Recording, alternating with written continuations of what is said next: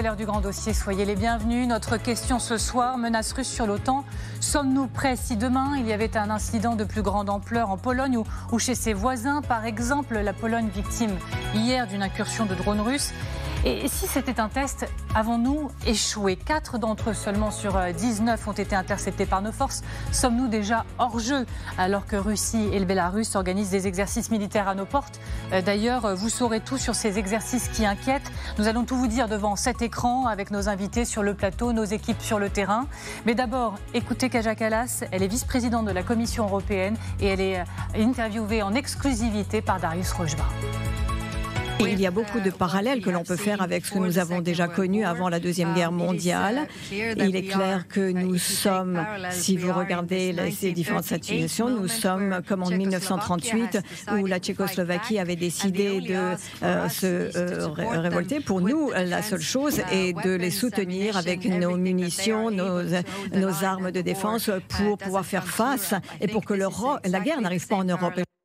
La même situation qu'en 1938, il en sera bien sûr largement question dans cette soirée spéciale que vous voyez s'afficher sur votre écran. Vladimir Poutine peut-il attaquer l'OTAN, orchestré avec brio comme toujours par Darius Rojba.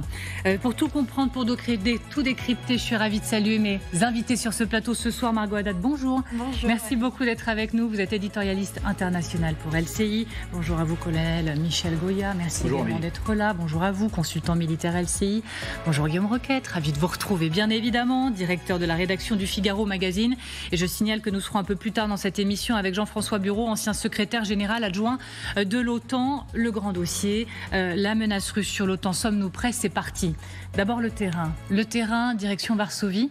Pour vous retrouver, Thomas Misraki. Bonjour, merci beaucoup d'être avec nous en direct. Thomas, alors cette question, après les intrusions de drones russes, la Pologne contre-attaque? Oui, une contre-attaque avec tous les leviers possibles, contre-attaque diplomatique, contre-attaque sécuritaire. Pour la diplomatie, d'abord, évidemment, vous le savez, la Pologne a déclenché l'article 4 de la charte de l'OTAN. Une Pologne qui aussi fait appel à l'Union européenne. L'intrusion de drones russes supposés dans son espace aérien est discutée au Parlement. Et puis, il y aura demain, vous le savez peut-être aussi, une réunion extraordinaire au Conseil de sécurité de l'ONU. La contre-attaque, je vous le disais, elle est aussi sécuritaire, avec d'abord cette no-fly zone instaurée sur la frontière, ou les frontières, devrait-on dire, orientales de la Pologne, frontière avec l'Ukraine, avec la Biélorussie. Plus de vols passagers sur cette frontière, sauf à de rares exceptions. Les Polonais qui demandent aussi à leurs alliés de l'OTAN de leur fournir davantage de défense de systèmes anti-aériens.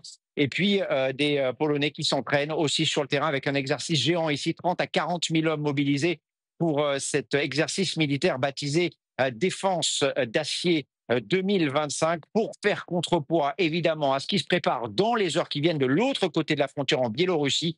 Russes et Biélorusses vont lancer le Zapad 2025 pour notamment s'entraîner à déployer la menace nucléaire. Merci infiniment Thomas. Thomas Misraki depuis Varsovie. Bon courage à vous. Alors, erreur ou pas, c'est le grand débat entre Russie et Pologne, enfin Russie et quasiment le reste du monde, oserais-je. Alors, on va poser les faits avec vous, colonel Goya, et on se déplace ensemble. C'est au matin, hier, que l'aviation a tiré sur donc ces drones hostiles. Plus précisément, bienvenue devant notre grand écran. En images, que s'est-il passé ?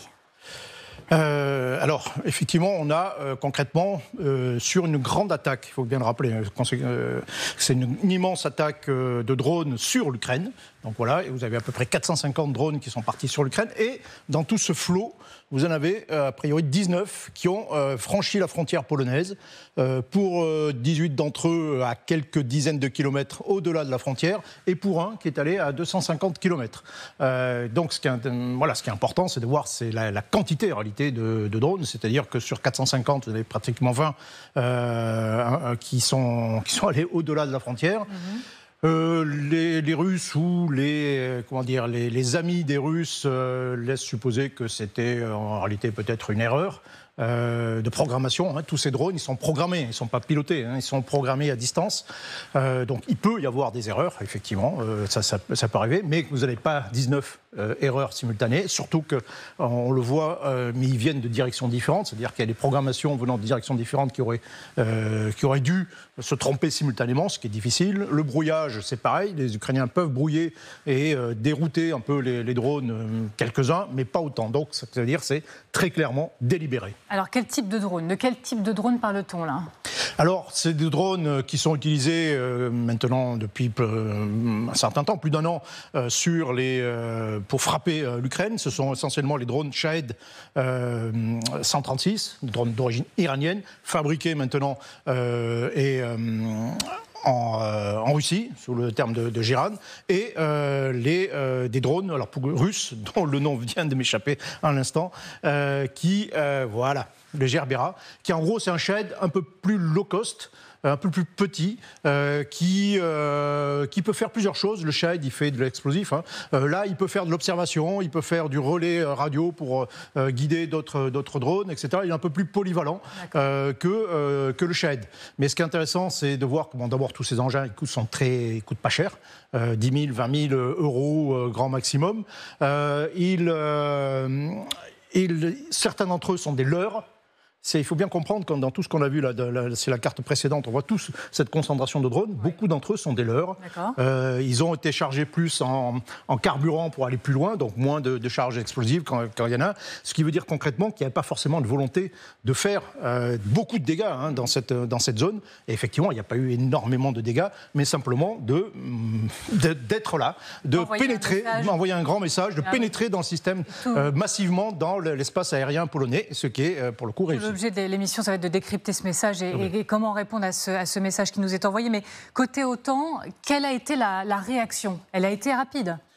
Oui et non. Vous parlez de la réaction militaire d'abord, effectivement. Donc il y a eu évidemment alerte, tout ça c'était intercepté. C'est pas évident de voir forcément ces drones qui sont plutôt basse altitude, à basse vitesse. Donc il y a une alerte qui a été menée immédiatement dès le franchissement de la frontière. Il faut bien comprendre que pour la plupart d'entre eux, il fallait réagir en 10 minutes.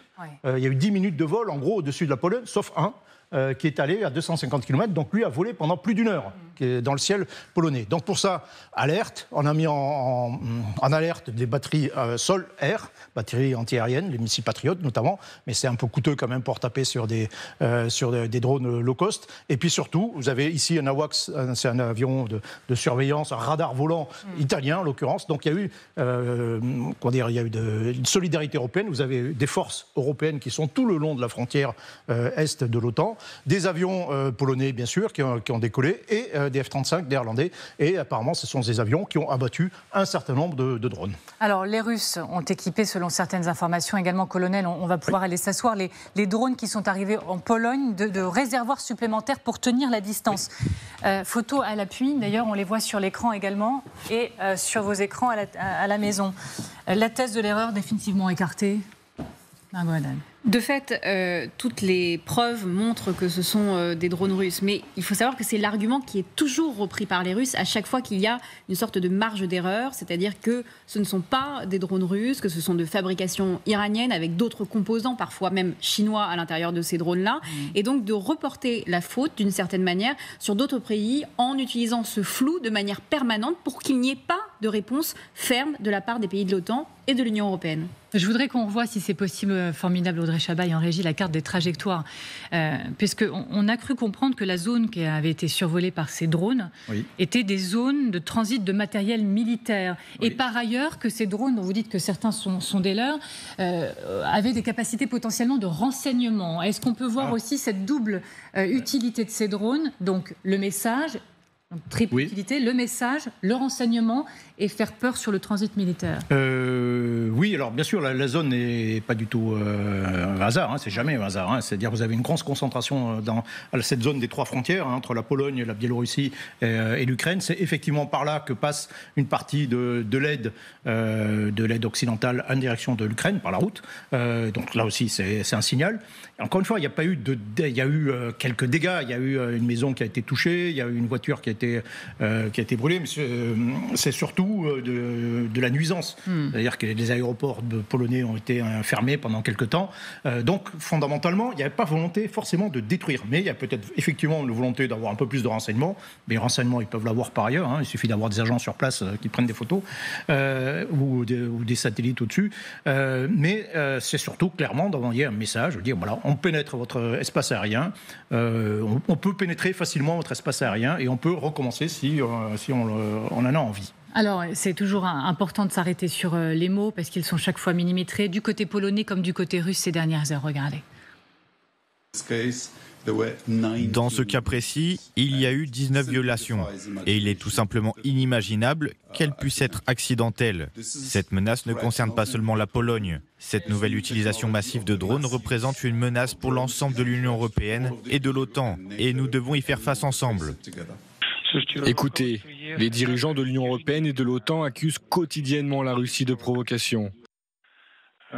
La plupart du temps, sans même essayer de présenter le moindre argument. Quelle est l'analyse de texte que vous en faites avec un peu de recul, Guillaume Roquette ?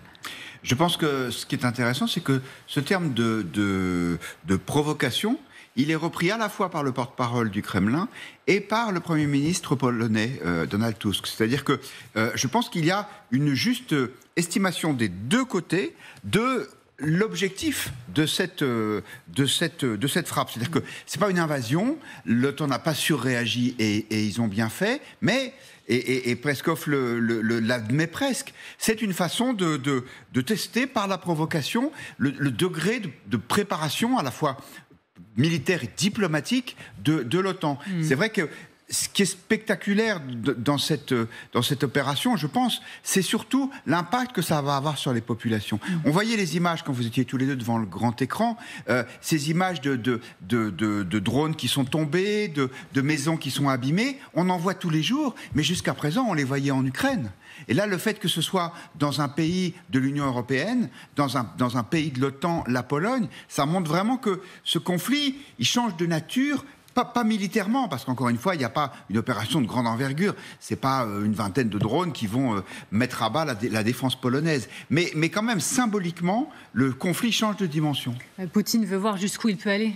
C'est ça, c'est ce que dit aussi Kaja Kallas, qu'on va entendre sur LCI lors de son interview en intégralité. C'est à 20h30 ou 40, je crois, sur LCI. Elle le dit, il veut nous tester, il veut savoir jusqu'où il peut aller. Juste m'arrête sur cette information qui a retenu aussi notre attention. Elle nous vient de CNN. Selon laquelle Keith Kellogg était en route pour la Pologne au moment de l'incident. Il est à noter, dit CNN, que le général Keith Kellogg, envoyé spécial de Trump, on le précise, pour l'Ukraine, se rendait en Pologne lorsque l'attaque du drone russe a eu lieu, selon une source proche du voyage. On met tout sur la table, on ne veut pas tomber dans le complotisme, bien évidemment, mais bon, CNN, sérieux, met cette information sur la table. Est-ce qu'on peut imaginer qu'il y ait une sorte de message aussi envoyé aux États-Unis? Vous ne serez pas en sécurité dans nos contrées, jusque dans les limites de l'OTAN? Les États-Unis restent membres de l'OTAN jusqu'à présent. Donc, de fait, c'est une attaque de fait sur l'OTAN de manière générale et aussi de ce pays qui contribue le plus à l'OTAN à l'heure actuelle. Et de fait, c'est envoyer un message, c'est-à-dire ne réarmez pas non plus à nos frontières. Vos soldats, 10 000 soldats en Pologne, on ne peut pas le nier, 10 000 soldats américains sur le territoire polonais. Faites attention à ce que vous faites avec vos forces de l'OTAN, à ce que vous envoyez comme message à nos frontières. Et ça, pour le moment, Donald Trump a du mal à l'intégrer, il faut le dire, parce qu'on a eu tout de même un Donald Trump assez chancelant sur la situation. Mais très clairement, Vladimir Poutine a compris que Donald Trump n'allait pas répliquer de manière automatique à tout ce qu'il fait. Et ça laisse du temps à Vladimir Poutine pour préparer sa réponse de manière générale. Alors, on va revenir très largement sur la réaction américaine qui est assez difficile à cerner. Vous verrez un message très mystérieux de Donald Trump, mais heureusement, nous avons une formidable correspondante à Washington qui va nous éclairer dans quelques instants. D'abord, à quel point se rapproche-t-on à travers ces dernières heures d'un conflit ouvert ? D'abord, les mots de Donald Tusk, le Premier ministre polonais, c'est celui qui y va le plus directement, certainement, ces derniers temps. Regardez. Nous n'avons jamais été aussi proches d'un conflit ouvert. Depuis la Seconde Guerre mondiale, il y a une guerre totale de l'autre côté de la frontière russo-ukrainienne. Mais nous sommes déjà au-delà de simples provocations dans notre ciel et peut-être que nous devons aujourd'hui répéter clairement et avec force: la Pologne a un ennemi qui ne masque pas ses intentions hostiles derrière ses frontières. Cet incident qui aurait eu lieu lors d'une nouvelle attaque à grande échelle menée par la Russie, à l'aide de drones et de missiles, souligne à nouveau l'impact régional et le risque réel d'expansion de ce conflit.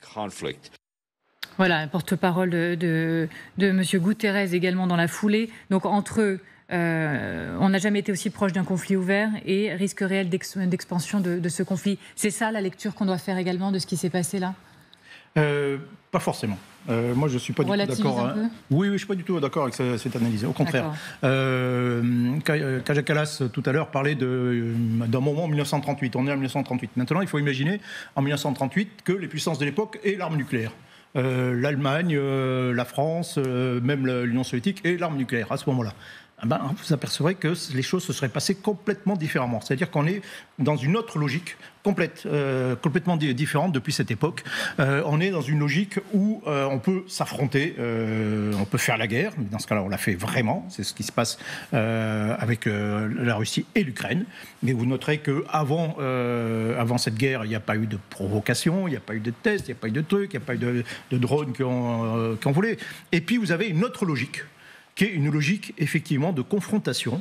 C'est, si vous voulez, d'une certaine façon, c'est un peu le spectre haut de ce qu'on appelle la guerre hybride ou le conflit hybride. C'est-à-dire qu'on est dans une situation où on veut avoir un effet sur notre pays, la Pologne, le pays de l'OTAN, les États-Unis, etc., mais sans franchir le seuil véritablement de la guerre ouverte. Donc là, on est vraiment à la limite. Mais ça arrive, hein, il y a des accrochages, il y a des tests. Alors c'est un test important, hein, mais et c'est assez paradoxal.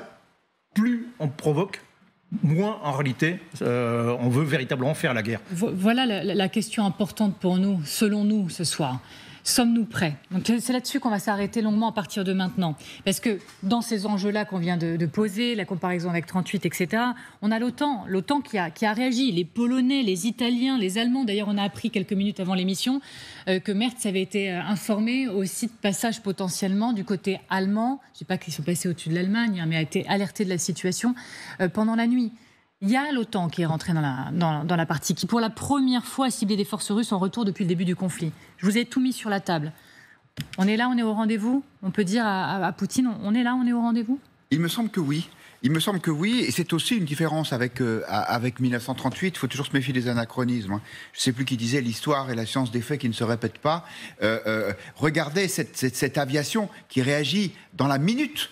Cette aviation qui n'est pas uniquement polonaise, qui est aussi néerlandaise, italienne, et on sait que c'est le point fort de l'OTAN en Europe, et c'est vraiment sa force de frappe, sans mauvais jeu de mots, c'est son aviation. Et donc, et bien sûr que ce ne serait pas suffisant face à une offensive majeure de la Russie. Mais la Russie, elle est déjà pas capable d'avancer de 10 km en Ukraine où le front est figé depuis quasiment 2 ans. Donc l'OTAN, elle est en alerte maximale, elle est réactive, elle a des forces qui sont limitées, mais qui sont, à mon avis, bien dimensionnées par rapport à la réalité de la menace aujourd'hui. Donc c'est pas pour ça qu'il ne faut pas réarmer, parce qu'on voit bien qu'à moyen terme, la Russie devient une puissance agressive avec des ambitions qui s'arrêtent sans doute pas à l'Ukraine. Mais je pense que ce discours un peu défaitiste consistant à dire « regardez, les Russes nous provoquent et nous on fait rien », je trouve que c'est un peu facile. Dans un instant, on continue d'en parler. Si c'était un test pour l'OTAN, l'Alliance a-t-elle échoué ?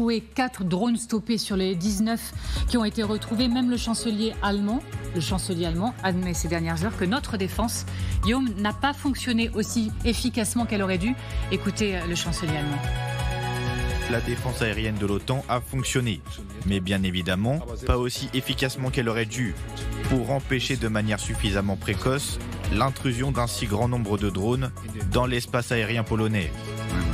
Alors je vois que ça vous fait déjà réagir. Ne vous inquiétez pas, vous allez avoir tout le loisir et le temps pour en continuer d'en parler, notamment avec l'invité que nous recevons sur ce plateau, Jean-François Bureau. Bonsoir, je vous en prie. Faites votre entrée sur ce plateau, ancien secrétaire général adjoint de l'OTAN. Avec vous, on est ravis de vous recevoir. On va se demander si effectivement nous avons été au rendez-vous, si nous sommes bien protégés et si c'était un test, si nous avons échoué. On vous donne rendez-vous dans un tout petit instant. À tout de suite.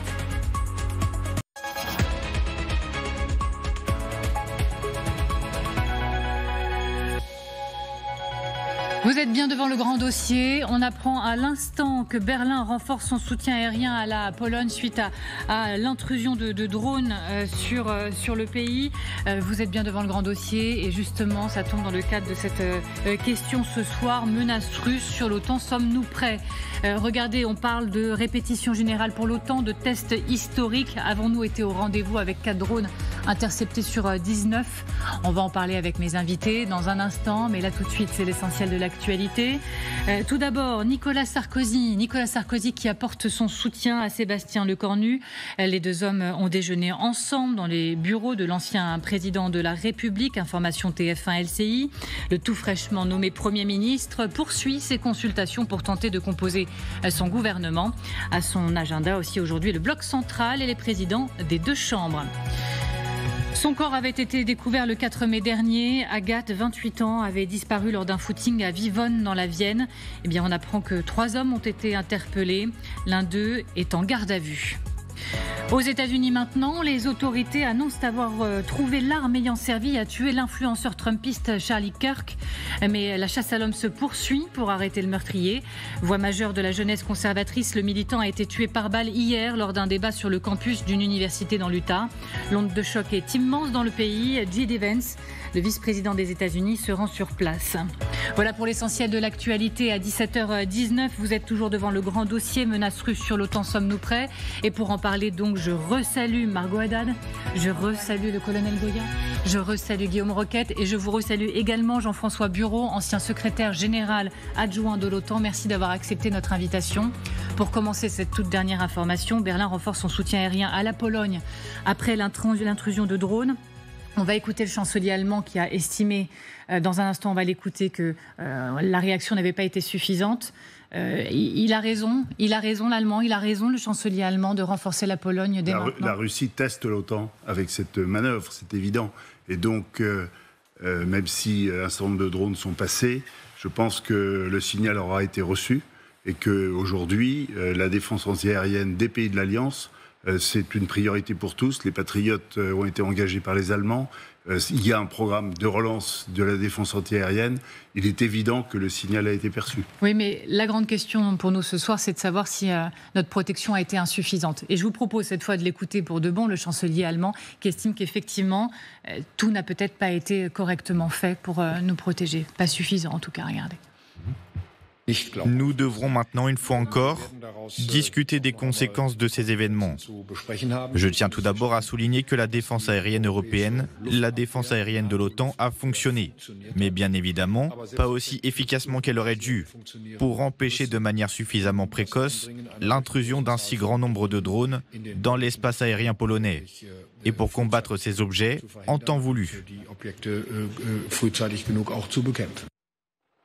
Ça pose la question de l'efficacité de notre protection. Nous avons été insuffisamment protégés par les forces de l'OTAN dans le cadre de cette intrusion. Non, je ne suis pas convaincu par cette thèse. Je pense que depuis le début de cette guerre, l'OTAN parfois d'ailleurs a été critiquée pour avoir été en permanence dans une posture qui n'escaladait pas le conflit. Et je pense que c'est resté cette posture dans ces circonstances. Peut-être que d'ailleurs, cette provocation russe va aussi inciter à effectivement avoir une attitude plus ferme et en tout cas nos partenaires et nos alliés polonais, des Baltes, incontestablement pousseront dans cette direction et je pense qu'ils ont raison.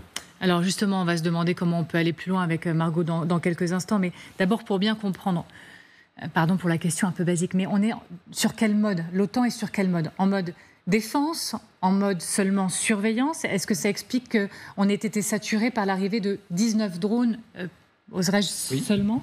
On était surpris, oui, bien sûr. Même si, encore une fois, c'est pas la première fois que le ciel polonais est survolé par des avions, par des hélicoptères, par un missile, une fois d'ailleurs, par des drones. Mais là, c'est massif. Il faut bien comprendre, alors d'un point de vue purement technique, c'est que, comme je disais un peu tout à l'heure, c'est-à-dire qu'en réalité, il a fallu réagir après le passage de la frontière. Il y avait, pour la plupart d'entre eux, il fallait réagir en 10 minutes, 10 à 20 minutes. Donc c'est court. Donc il n'y a pas de préavis. D'où peut-être, d'ailleurs, au passage, l'idée de dire, et ça ce serait un peu plus agressif, dire un peu plus offensif, de dire, voilà, on va mettre une barrière. Tout ce qui s'approche à 100 km, par exemple, de la frontière polonaise, devient potentiellement hostile et on s'octroie le droit de le frapper. Là, ce n'est pas le cas. Donc il a fallu réagir très vite. Ça, c'est le premier point. Mais sur ce point, comme aussi, il y en a un drone qui a quand même fait 250 km à l'intérieur du territoire polonais. Et donc là, globalement, c'est plutôt un échec. Et d'un point de vue militaire, encore une fois, on a peut-être un système de défense qui est globalement conçu au départ pour abattre des avions, éventuellement des missiles balistiques ou des missiles de croisière, mais pas forcément pour abattre des salves de drones. Ça demande d'autres moyens, des moyens plus nombreux, plus low cost, qui sont en cours de développement, mais qui pour l'instant manquent un petit peu. C'est-à-dire que là, concrètement, je termine là-dessus, que ce soit les avions, les Polonais ou les Néerlandais, ont abattu des drones avec des avions de chasse. Ça coûte cher, même simplement le fait de décoller, ça fait plus cher que le drone qui est abattu. Je crois qu'il y a un missile AMRAAM qui a été utilisé. Un missile AMRAAM, c'est 1 million. Oui, presque 1 million de dollars, quoi, pour abattre des drones à 10 000 dollars. Donc c'est un système qui n'est pas forcément adapté, qui peut fonctionner, et qui est un peu trop luxueux pour ce type d'attaque. Et donc nos limites ont été touchées, Margot ? En termes de défense aérienne, quand on compare par rapport à la Russie, l'OTAN est encore un peu à la traîne, mais surtout en termes de cadence. Là où l'OTAN a des forces, c'est notamment au niveau de l'artillerie et des avions de chasse. Et donc c'est pour ça qu'ils ont un modèle. Mais Mark Rutte l'avait déjà dit, déjà en juin, qu'il fallait augmenter de 400% nos capacités de défense aérienne. Parce que sur ce modèle-là, pour l'instant, il y a encore des armées européennes qui ne sont pas encore adaptées à la guerre d'aujourd'hui, qui ont été trop adaptées à ce qui s'est passé en Afghanistan ou également au Sahel. Mais voilà, Margot, pourquoi on est étonné justement quand on réécoute Mark Rutte ces dernières heures, qui nous assure qu'on est prêt. Regardez. À Poutine, mon message est clair. Sachez que nous sommes prêts et que nous défendrons chaque centimètre carré du territoire de l'OTAN. Donc, pardon, on est prêt ou on ne l'est pas ? Si, nous le sommes, évidemment. C'est-à-dire que face, et je partage ce qui a été dit par Michel Goyard, les drones, c'est une forme de menace nouvelle. L'Ukraine a mis une bonne année à s'adapter à ces nouvelles circonstances. La posture de l'OTAN, elle va être encore renforcée après ce qui vient de se passer, c'est évident. Les plans de défense vont être activés beaucoup plus tôt. Le schéma qu'évoquait Michel Goyard, abattre les drones s'ils sont à 50 ou 100 km de la frontière, il faut bien voir que ça veut dire un engagement opérationnel d'une autre nature. Et donc, une décision politique. C'est le message de Rutte que de dire « nous sommes prêts et nous défendrons chaque centimètre ». Ça veut dire que nous pouvons effectivement prendre une posture beaucoup plus énergique, si j'ose dire. Guillaume Roquette, et après c'est à nous, Margot Haddad. Oui, la bonne nouvelle, c'est qu'on n'est pas totalement prêt, mais on n'est pas totalement prêt à une menace low cost à laquelle il peut y avoir une réponse low cost. C'est-à-dire que les avions, ils ont arrêté un certain nombre de drones, non pas avec des missiles, mais avec le canon qu'ils ont à bord et que le pilote fait fonctionner. Donc, c'est pas insurmontable. Alors, j'ai envie de dire, c'est un peu comme pour le terrorisme. On n'est jamais complètement protégé. Parce que... pas de risque zéro. Oui, le risque zéro n'existait pas, surtout avec ces frontières qui sont immenses, ce dont on n'a pas forcément conscience quand on voit les cartes. Alors, c'est normal que les Allemands réagissent fortement. Je pense que le chancelier allemand, il pense aussi à son opinion publique. Derrière la Pologne, il y a l'Allemagne. Berlin est à 95 km de la frontière polonaise. Donc il est assez logique que les Allemands veuillent faire le maximum. Alors on continue de se demander ce que peut l'OTAN. Ce que peut l'OTAN en ce moment, la Pologne, je le rappelle, elle a demandé à l'Alliance de déclencher l'article 4 de son traité, De quoi parle-t-on? Et ça, on va le voir ensemble. Margot Haddad. Margot, l'article 4, pour résumer, c'est concertation de tous les membres de l'Alliance, c'est ça? Oui, c'est un article de consultation. Alors, une des parties des membres, on le voit sur cet écran, les parties se consulteront chaque fois que de l'avis de l'une d'elles, l'intégrité territoriale, l'indépendance politique ou la sécurité de l'une d'elles est menacée. Ils appellent à une réunion au Conseil Atlantique Nord, qui est l'organisation politique de l'OTAN, avec 32 ambassadeurs qui, de fait, se réunissent pour pouvoir décider de la suite. Et c'est très important d'avoir ces consultations-là parce que ces décisions sont prises par consensus. Alors expliquez-nous la différence. On est en dessous de l'article 5. Quelles sont les différences? Voilà, en gros, on peut dire que l'article 5, l'article 4, c'est moins grave d'une certaine manière parce qu'on parle d'une attaque qui serait considérée comme une attaque sur toutes les parties. Et chaque pays déciderait, il faut le rappeler dans l'article 5, de ce qu'il est prêt à faire en matière de défense. Ce n'est pas un article automatique, ça on ne cesse de le dire sur LCI. Mais à titre de comparaison, par exemple, l'article 4 a été activé 8 fois depuis la création de l'OTAN, alors que l'article 5 a été activé une seule fois lors du 11 septembre 2001. Je regarde encore un peu avec moi quelles sont les autres actions concrètes que peut mener l'Alliance. On a entendu parler ces dernières heures de zones tampons, des temps de boucliers aériens ou encore de murs de drones. Oui, le but c'est que la situation qui s'est déroulée en Pologne ne soit pas prise comme un simple incident, donc d'avoir une force de dissuasion assez conséquente pour envoyer aussi un message à la Russie. Alors on a parlé de ce qu'on appelle une buffer zone, c'est-à-dire une zone tampon entre la Pologne et l'Ukraine, qui ferait en sorte d'envoyer un message à la Russie en leur disant il n'y a plus de marge d'erreur si vous dépassez la frontière de cette manière-là. C'est ça? C'est ce qui est là? Exactement, 40 km de profondeur, c'est ce dont les militaires parlent. Il y a aussi cette possibilité d'un mur de drone qui a été souvent évoqué par les pays baltes, qui, selon des techniques, permettrait de faire en sorte d'avoir aussi bien de la surveillance sur les drones qui dépasseraient la frontière, mais aussi de pouvoir contre-attaquer si des drones russes passaient la frontière. Alors, je voudrais qu'on regarde maintenant des images. On est le 24 mars 2022, la dernière réunion extraordinaire de ce type de l'OTAN. C'est ce jour-là, voilà, c'est ce jour-là. Et vous l'avez compris, on est quelque temps après le début de la guerre. Nous sommes, on peut y retourner Margot, nous sommes dans une situation aujourd'hui qui, selon vous, doit nécessiter le déclenchement de l'article 4. L'article 4, le gouvernement polonais l'a activé et donc il a obtenu, et la discussion est lancée. C'est-à-dire que l'objectif du gouvernement polonais hier, c'était de demander à l'OTAN de prendre des dispositions, d'engager une réflexion et d'engager l'ensemble des États membres. C'est bien ça dont il s'agit, les 32 États membres. Et donc, ce processus, il a été lancé hier. Maintenant, les militaires travaillent pour adapter les plans si c'est nécessaire, si c'est ça l'orientation. Si on crée cette buffer zone, il faut prendre des dispositions opérationnelles qui sont relativement compliquées. Et donc, le processus a été initié. Et mon sentiment, c'est que peut-être que les Russes ont cherché à tester l'OTAN dans cette affaire. Je pense que le test, il aura été reçu aussi du côté de l'OTAN. Je rappelle juste aussi qu'il y a beaucoup de prudence certainement, parce que c'était en novembre 2022, c'est ça, qu'il y avait eu des débris, c'est ça, en Pologne. Et on se souvient de cette réunion, je regarde mes petites notes, mais c'est ça, c'était le G7 à Bali.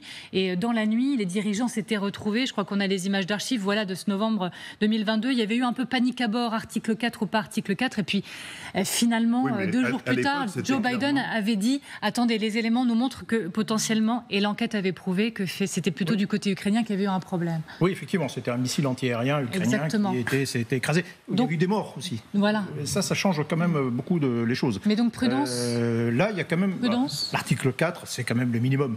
Je veux dire, à la limite, l'article 5 n'aurait pas été scandaleux. Il y a eu une attaque délibérée contre un des pays membres de l'OTAN. C'est doit être, dans l'histoire de l'OTAN, c'est probablement une des attaques les plus graves, plus importante, qui est contre un des pays de l'OTAN, en Europe en tout cas.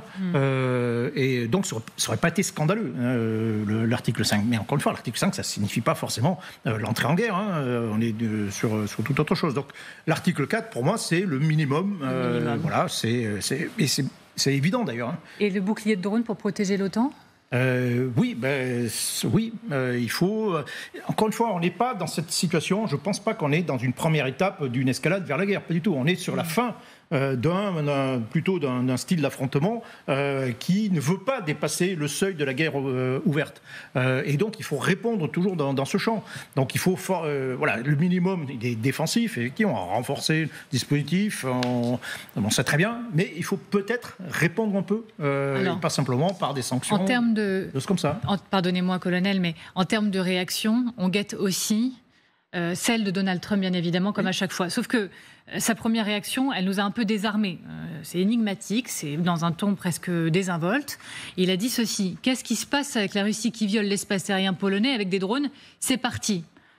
Comprenne qui pourra. Alors on a vu par contre en marge de tout cela l'ambassadeur américain auprès de l'OTAN qui fait bloc derrière les Européens, qui a dit nous défendrons chaque centimètre carré du territoire de l'OTAN. On a vu un élu républicain qui a dit que tout ça était un acte de guerre et devait pousser Donald Trump à réagir. Pour comprendre, Sonia Dridi, bonjour. Merci beaucoup d'être avec nous en direct de Washington, correspondante accréditée à la Maison-Blanche. Sonia, depuis la Maison-Blanche, que comprenez-vous de la position du président américain ?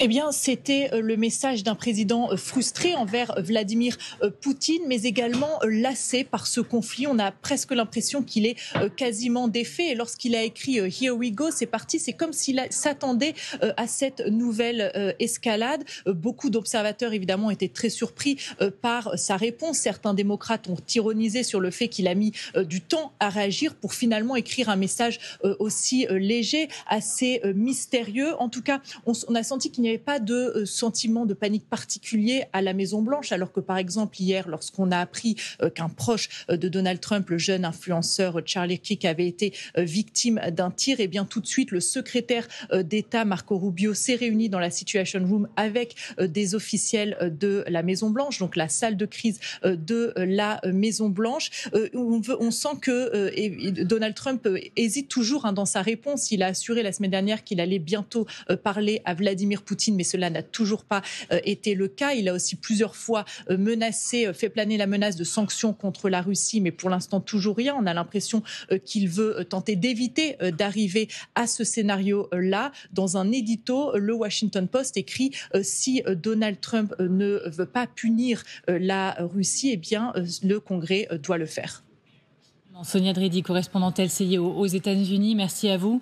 L'excellent Piotr Smolar dans Le Monde écrit, et Guillaume Roquette, que tout cela, mais aussi la situation à Gaza, que tout cela est le signe de l'impuissance de Trump. En Ukraine, à Gaza, Donald Trump apparaît comme un spectateur impuissant, dominé par les événements. C'est ça la leçon à retenir? Dominé par les événements, ou en tout cas désireux de ne pas trop s'engager. Ce qui est extraordinaire, c'est que c'est un peu... Donald Trump, vous savez, c'est un peu comme l'adolescent qui arrive le matin dans la cuisine, et alors on se demande dans quel état d'esprit il est. Alors Trump dit parfois « je suis très mécontent », parfois « je suis en colère », parfois « je suis déçu ». Et je pense que tout ça est délibéré, c'est-à-dire que Donald Trump envoie des messages qui sont contradictoires sur ce conflit. Ça fait maintenant des mois que ça dure. Il ne veut pas prendre parti trop ouvertement. Donc, je ne pense pas qu'il soit dominé par la situation comme quelqu'un qui serait incompétent ou quelqu'un qui ne sait pas ce qu'il veut faire.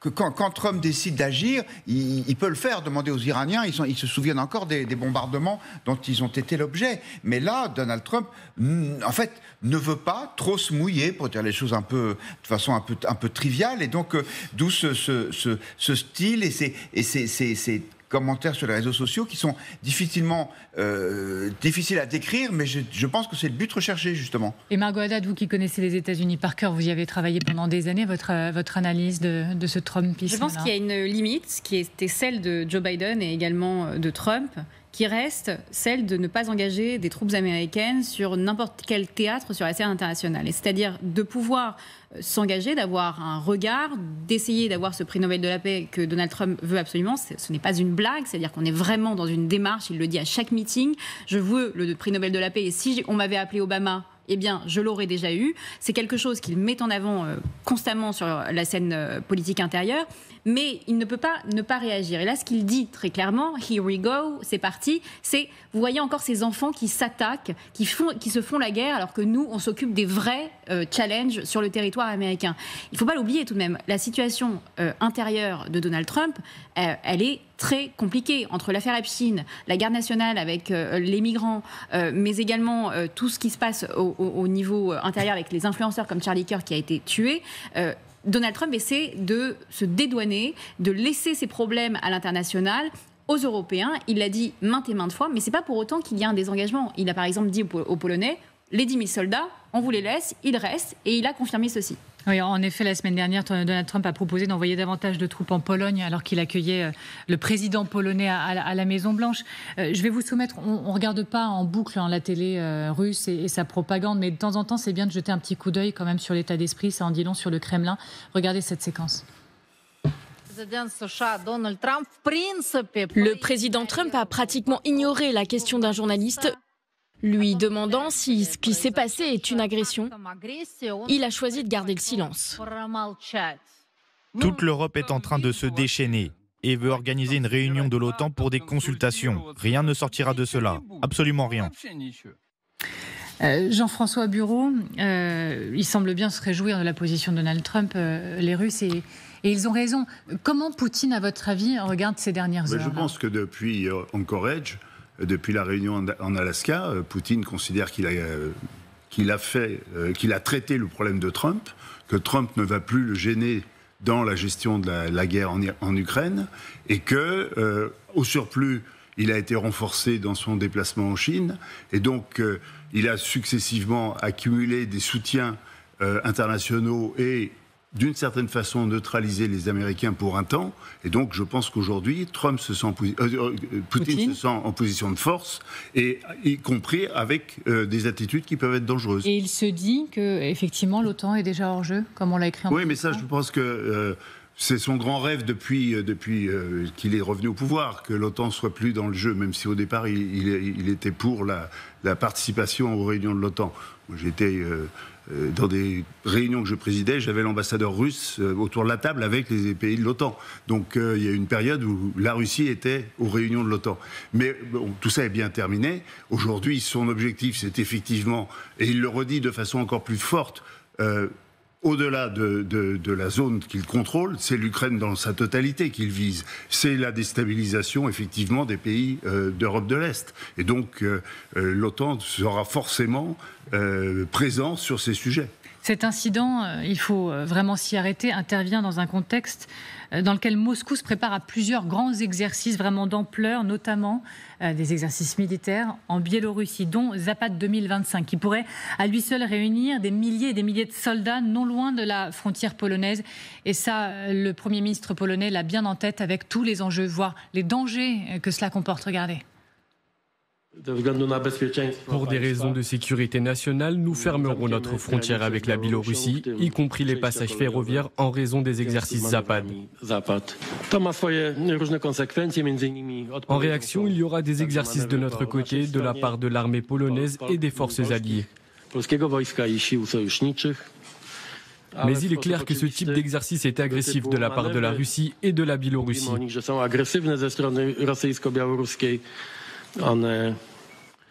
Leur cible est le célèbre corridor de Suwałki.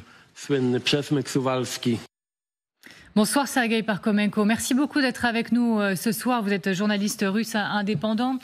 Alors tous les 4 ans, la Russie elle organise ces Zapad, des exercices militaires géants destinés à s'entraîner. Zapad qui veut dire Ouest, sauf erreur de ma part. Donc en réalité, c'est une démonstration de force grandeur nature à l'intention de l'Ouest, à notre intention. Et pour faire simple, que craindre de ces exercices? Est-ce qu'il s'agit de la Russie qui s'exerce à nos portes en réalité? Oui, bien sûr, c'est toujours des démonstrations destinées à l'Occident, destinées à l'OTAN. Tous ces exercices russo-bélorusses qui se représentent assez souvent. Il faut se rendre compte que la Biélorussie, quand même, c'est pas un allié de la Russie, c'est une marionnette de la Russie. C'est quelque chose qui existe au merci de la Russie. Et Loukachenko, il vient assez souvent chez Poutine pour demander un petit peu d'argent, un petit peu de pétrole, un petit peu de soutien. Et par exemple, en 2020, c'est uniquement à cause de soutien de Poutine que le régime de Loukachenko a survécu. Parce qu'il y avait des masses, des militaires, de la police, des FSB de la Russie qui ont aidé Loukachenko là en Biélorussie. Donc, Poutine, il peut s'en servir quand il veut, où il veut, autant qu'il veut. C'est un porte-avions pour lui, la Biélorussie, qui peut l'utiliser pour ses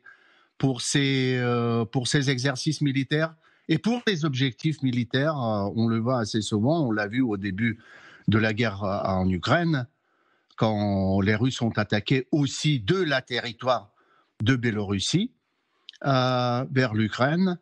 Et on peut attendre tout le temps que ça sera utilisé encore une fois comme ça. On reste ensemble, Sergueï Parkhomenko, Jean-François Bureau. J'ai même lu certains qui titraient les exercices qui terrorisent l'OTAN. On a des raisons d'être terrorisé par ces exercices qui commencent demain?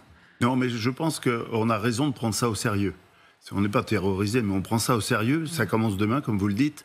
En octobre 2021, c'est-à-dire quelques mois avant l'invasion de l'Ukraine par la Russie, il y avait déjà eu de grands exercices du même type, en Biélorussie, effectivement. Et donc, les exercices que tient la Russie avec la Biélorussie, c'est la démonstration, ça se veut une démonstration de force, c'est fait pour nous intimider, ça c'est très clair. Pour autant, c'est en même temps une occasion d'avoir une certaine évaluation des capacités, aussi bien russes que biélorusses. En octobre 2021, les services secrets américains avaient pas mal évalué ce que la Russie préparait sur l'Ukraine à partir des exercices Zapad. Bon, donc, à la fois, ça n'est pas nouveau, le contexte, lui, est différent, et donc il faut prendre ça au sérieux. Dans un instant, on reste ensemble, bien évidemment, on continue d'en parler, de simples exercices ou les prémices d'une escalade. Vous saurez tout, et notamment grâce au colonel devant notre écran magique, sur ces exercices biélorusses, combien d'hommes, des chars, des avions, plongés dans les images d'archives, et se rappeler qu'en 2022, ça avait un petit peu commencé comme ça, sans vouloir paniquer tout le monde, mais c'est intéressant de se replonger quand même sur ce passé. On le fait ensemble dans un instant, à tout de suite.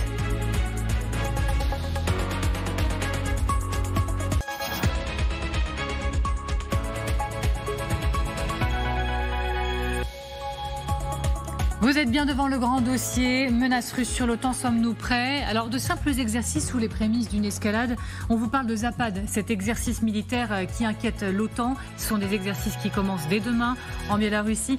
En Biélorussie, je représente mes invités sur ce plateau, avec qui nous sommes toujours pour en parler, toujours Margot Haddad, le colonel Goya, toujours avec Guillaume Roquette. Et puis ce soir, nous sommes également avec Jean-François Bureau, ancien secrétaire général adjoint de l'OTAN, et avec Sergueï Parkhomenko, journaliste russe indépendant. Pour tout savoir, tout comprendre de ces exercices, on y va, colonel Goya. Vous allez nous expliquer, pour commencer, quel déploiement d'avions, de chars, d'hommes, bref, qu'est-ce qu'il va se passer voilà. Alors bien, il faut bien comprendre une chose, c'est que tout ça se passe en Biélorussie, qu'en Biélorussie, il n'y a pas normalement de troupes russes permanentes, de grande ampleur, et qu'elles ne viennent... Pour l'instant, ça peut changer, mais pour l'instant, elles ne viennent que lors des exercices Zapad. Donc la dernière fois, c'était en 2021, fin 2021, et on a vu ce que ça donnait. Donc là, concrètement, c'est le retour donc, de forces russes importantes en Biélorussie. A priori, 30 000 soldats, donc c'est des forces terrestres et aéroterrestres. L'exercice est toujours sensiblement le même, c'est-à-dire le scénario est toujours le même. C'est nous sommes attaqués par des pays de l'OTAN et nous contre-attaquons sur ces pays de l'OTAN. Donc nous passons à l'offensive, éventuellement préventive. Donc si on regarde ces images, par exemple, d'archives qu'on a retrouvées, du dernier exercice, c'était en 2021, qu'est-ce qu'on y voit? Quelles leçons peut-on retenir de ces exercices en regardant dans le rétro? Alors ça peut être associé effectivement à des exercices dans la Baltique. Zapad, c'est ouest, donc c'est pas simplement Biélorussie, c'est l'ensemble du front, du théâtre d'opération à l'ouest. Donc c'est un exercice militaire, c'est-à-dire qu'on teste un certain nombre de choses, on s'entraîne à faire des opérations en grand, on s'entraîne à faire des opérations interarmées, des opérations de débarquement, des opérations amphibies, des opérations de franchissement, également typiquement l'opération amphibie, des opérations terrestres, mais toujours de grande ampleur. C'est ça, c'est le test. Et en même temps, ça sert aussi de démonstration de force. Il y a un aspect démonstratif qui est toujours extrêmement important. La Russie montre ses muscles, montre ce qu'elle sait faire, et c'est évidemment toujours très observé. Alors, la crainte, selon les Polonais, c'est que l'objectif de l'exercice russo-bélarusse soit de simuler l'occupation très précisément du corridor de Suwałki qui s'étend là, c'est ça, le long de la frontière entre la Pologne et la Lituanie. Effectivement, alors encore une fois, vous avez il y aura peut-être une armée, 2 armées, 3 armées russes, ça peut être au moins 2 armées qui seront en Biélorussie, et à partir de là, vous voyez, la Biélorussie, c'est stratégique. On peut imaginer après tout une nouvelle offensive en direction de Kiev. Ça paraît très compliqué parce que maintenant la zone est très défendue. Cette zone-là, elle est complètement fermée de toute façon. En revanche, oui, on peut s'inquiéter. En tout cas surveiller les possibilités, ou peut-être que les Russes eux-mêmes testeront ce scénario d'attaque sur le couloir de Suwałki. Pourquoi ? Il y a un aspect offensif et défensif. C'est-à-dire qu'à la fois défensif pour eux, c'est-à-dire voilà, on va au secours de Kaliningrad, cette poche, cette exclave, qui est en fait une immense base qui est capable de perturber tout ce secteur de l'OTAN, mais en même temps elle est isolée. On sait très bien que du côté russe que cette poche de Kaliningrad sera attaquée, donc on vole à son secours en passant par le couloir de Suwałki, qui est en réalité la frontière entre la Pologne et l'Italie. Et en même temps, d'un point de vue offensif, c'est une manière complètement d'isoler complètement les pays baltes, de couper en tout cas toute voie routière venant du reste de l'OTAN, en particulier de la Pologne. Merci colonel. Et c'est pas tout en termes d'information. Regardez ces images qui sont relayées maintenant ces dernières heures de bases secrètes stratégiques qui seraient en construction sur le sol bélarusse, des images satellites de Planet Lab consultées par le site Radio Free Europe, comme ça je suis complète sur les sources, et elles pourraient être utilisées pour accueillir des missiles russes. On retourne s'asseoir, je vais interroger Sergueï Parkhomenko qui est toujours avec nous. Sergueï Parkhomenko, la Biélorussie, elle étend son infrastructure militaire près de l'Ukraine. Que faut-il redouter ? Je le disais en introduction, en 2022, c'est un peu comme ça que tout avait commencé et c'est ce qui avait alerté les autorités, et à l'époque surtout américaines d'ailleurs. Oui, ce qu'il faut redouter surtout, c'est ce que vous venez de discuter, c'est cette histoire de couloir de Suwałki. Ça, il me semble que c'est ce qu'il y a de plus important, de plus sérieux. Quand on parle de la Biélorussie comme possible place d'attaque, comme possible point de départ pour l'attaque des troupes russes. Parce que même les images que vous venez de montrer, les images des exercices sur la mer, c'est quoi cette mer ? Il n'y a pas de mer en Biélorussie, mais il y a la mer tout à côté. Il y a la mer à la région de Kaliningrad. Et c'est pas loin du tout. Couloir de Suwałki, c'est 60 km. C'est rien du tout. Et c'est le point le plus faible, le point le plus vulnérable des communications entre les forces importantes de l'OTAN qui sont en Pologne, en République tchèque, en Allemagne et les pays baltes. C'est là où est le point stratégique, je crois. Merci. Et il me semble que ça doit être le point d'inquiétude, si on peut dire, pour les troupes de l'OTAN aussi. Pardonnez-moi, Sergueï Parkhomenko, vraiment, mais je dois ajouter un petit étage à cette fusée. Dans les informations de ces dernières heures, il y a la question d'Oreshnik, de la Biélorussie, qui pourrait accueillir des missiles balistiques russes. Oreshnik, votre analyse, Jean-François Bureau. Depuis 2022, Poutine a très clairement dit que, d'une part, il renforçait l'alliance entre la Russie et la Biélorussie. Il a annoncé, je ne sais pas si ça a été fait, mais je pense que les préparatifs, en tout cas, sont bien avancés, qu'il déploierait des armes nucléaires russes en Biélorussie, et donc que des missiles Oreshnik puissent être aussi activés à partir de la Biélorussie, c'est tout à fait imaginable. Je pense qu'effectivement, la Biélorussie aujourd'hui n'a pas la capacité à opposer face à Poutine la moindre exigence en termes de souveraineté.